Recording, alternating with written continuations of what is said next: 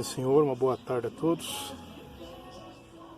Depois uma passagem na Escritura Sagrada que é bem interessante. Até tem igrejas que seguem esse princípio. Não estou aqui para ser contra nem a favor de nada. Estamos aqui para falar do amor de Deus e da palavra dele. Independente daquilo que você crê, o importante é que crê em Jesus, que não transgrida a palavra e os ensinamentos de Cristo, e que a Escritura Sagrada ampare tudo certo, né? Pois bem, em 1 Coríntios 14, versículo 34, nos é dito assim: as mulheres estejam caladas nas igrejas, porque lhes não é permitido falar, mas que estejam sujeitas, como também ordena a lei. E se querem aprender alguma coisa, interroguem em casa seus próprios maridos, porque é indecente que as mulheres falem na igreja. Puxa vida, é indecente que as mulheres falem na igreja. Sabemos hoje que tanto homens como mulheres falam do amor de Cristo, o que, ao meu entender, é bom. Ao meu entender, eu concordo. Só que, como entender uma passagem dessa, né, em que parece estar dizendo que a mulher não tem esta voz ativa? Eu sempre costumo dizer que, ao lermos as Escrituras Sagradas, temos que tomar um cuidado, porque ela tem um texto e um contexto. O texto está ali, mas o contexto da época. Por exemplo, se você vai ler algo aqui de tantos 1000 anos atrás, por exemplo, você tem que ter em mente que a cultura da época, né, pode ter influenciado o escritor a escrever ou influenciado o autor daquela passagem. Aí você diz, mas a Escritura Sagrada não muda, as palavras de Deus são imutáveis e valem para nós hoje, falam. Essa é uma verdade, elas valem sim.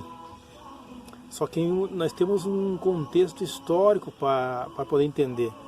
Porque se não formos ver o contexto, o porquê que ali se encontra aquela palavra, aquela passagem, acabamos por fazer algo que a Escritura Sagrada não ampara.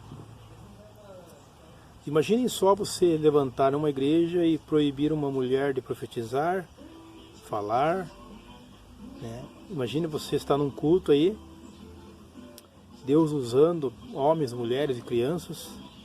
Se levantar na Bíblia, fala que as mulheres estejam caladas. Como é que fica? Pois bem, só para começar num contexto geral da época, só para os irmãos terem em mente, as mulheres dificilmente, repito, dificilmente, elas eram ensinadas a ler, muito menos estudar os pergaminhos da Escritura Sagrada.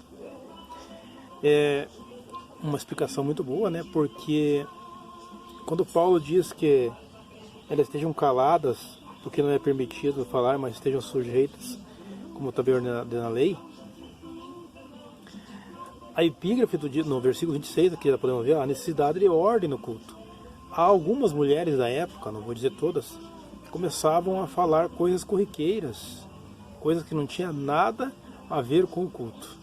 Então, ordem e decência no culto, desde a época, como dizem hoje, tem que haver.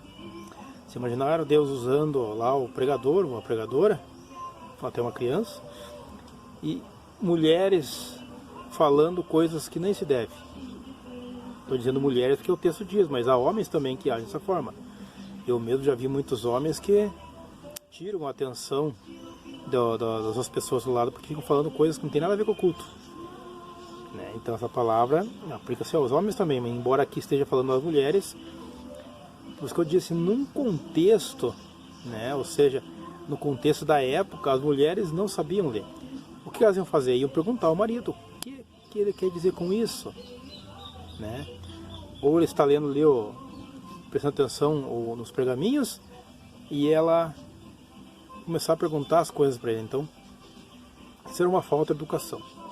Essa é uma das explicações mais prováveis e que eu até, de parte, concordo, porque sabemos que as mulheres agora, elas têm sim um grande papel na igreja, né? Como tinha na época, mas hoje é mais reconhecido, desde no trabalho, na vida social, né? As mulheres hoje, elas têm um papel muito importante na sociedade, mas na época não, na época elas tinham que lutar por seus direitos. Uma outra explicação, que quando se convertiam, né, a Cristo, eram as mulheres judias e gregas. As judias até se comportavam, entre aspas, algumas, né, se comportavam bem. Mas as gregas, elas vinham com costumes pagãos para dentro da igreja. Tinha na cidade uma adoração a uma certa deusa Afrodite, que era a deusa do amor. Há livros que relatam que chegava a haver até mais de 1000 mulheres. Ela raspava a sua cabeça para serem conhecidas, ou seja, quem via de longe via que era mulheres que adoravam essa deusa, a deusa do amor, e não preciso nem explicar qual era o propósito disso. Eram mulheres que se vendiam, vamos dizer assim, nem se vendiam. Elas se entregavam para adorar essa deusa, por assim dizer. Então, Paulo, com esse intuito de evitar que isso entrasse dentro da igreja, ele proíbe que as mulheres falassem em público. Mas para ter base nessa parte, nessa passagem, que as mulheres raspavam a sua cabeça, se virarmos a Escritura Sagrada, algumas páginas atrás aqui, nós vamos ver no capítulo 11 de 1 Coríntios mesmo, que diz assim, ó, no versículo 5, mas toda mulher que ora ou profetiza com a cabeça descoberta desonra a sua própria cabeça, porque é como se estivesse rapada. Portanto, se a mulher não cobre com o véu, tosquia-se também. Mas se para a mulher é coisa indecente tosquiar-se ou rapar-se, que põe o véu. Então vemos aqui que a mulher com a cabeça raspada naquela época, né, aparecendo, mostrando, ela denotava que era uma mulher adoradora de Afrodite. Por isso que as igrejas que as mulheres põem o véu ou deixam que cresçam seus cabelos, como aqui diz o texto, em um contexto. Não estou aqui pregando doutrinas. Eu mesmo não prego doutrinas, mas há ministérios que seguem doutrinas. Eu mesmo vejo a doutrina como um freio. Não estou pregando doutrina. Não pensem dessa forma. Para mim, a respeito, por exemplo, da mulher que corta o seu cabelo ou não, né, para mim é diferente. Porque Deus vai usá-la da mesma forma, não o cabelo cortado, não. Sim, em questão de estética, eu acho um pouco estranho se ela tosquear-se, rapar-se a cabeça, né?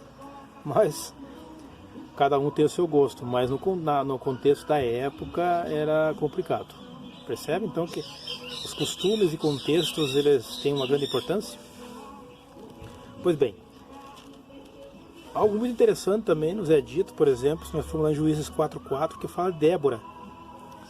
Débora, juíza, uma mulher que julgava Israel, e todos os homens e mulheres, pessoas iam para ser julgados por ela. Em Atos 21,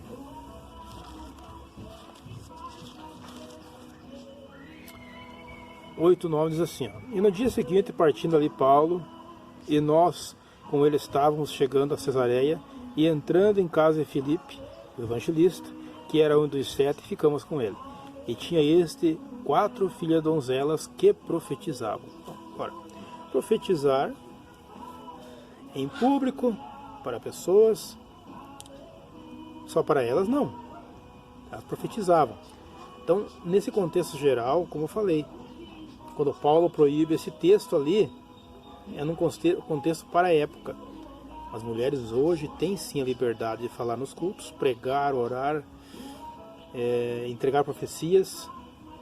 No meu ponto de vista, isso é mais do que normal e é preciso. Por quê?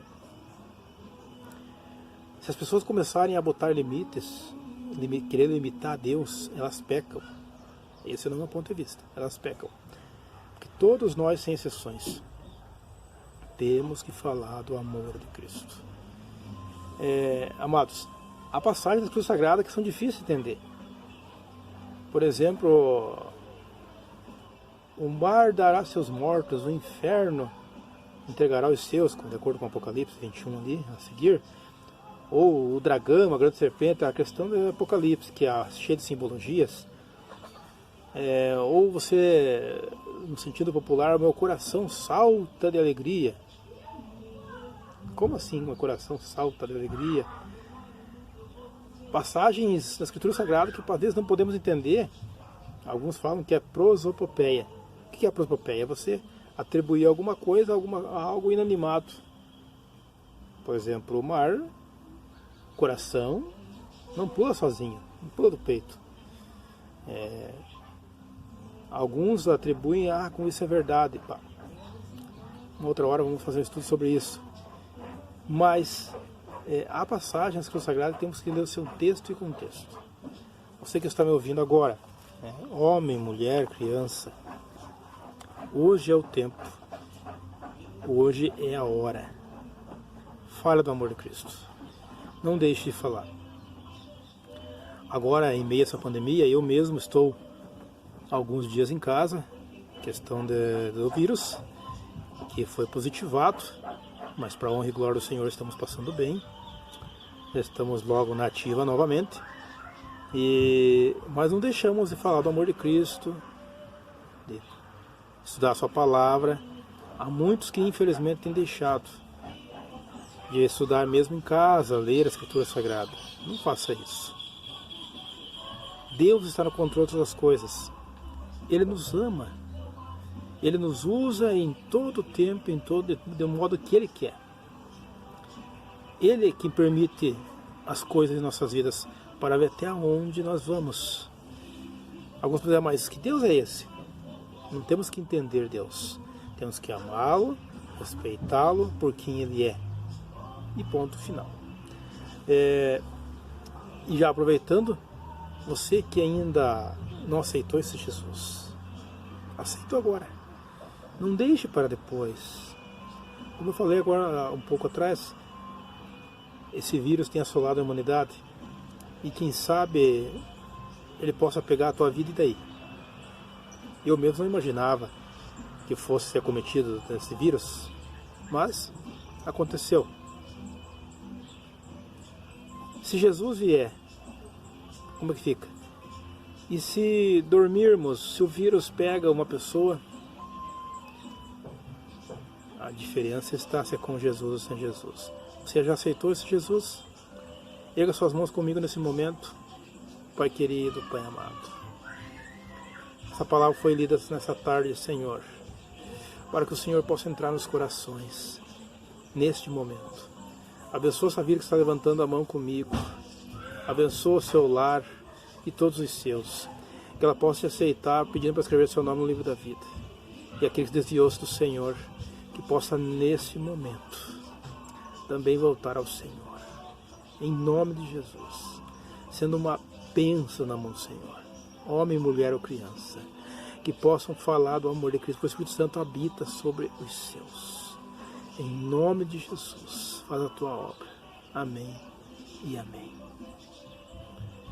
Obrigado por permanecer até o final assistindo esse vídeo. Que Deus possa abençoar a tua vida, o teu lar, em nome de Jesus. Amém e amém.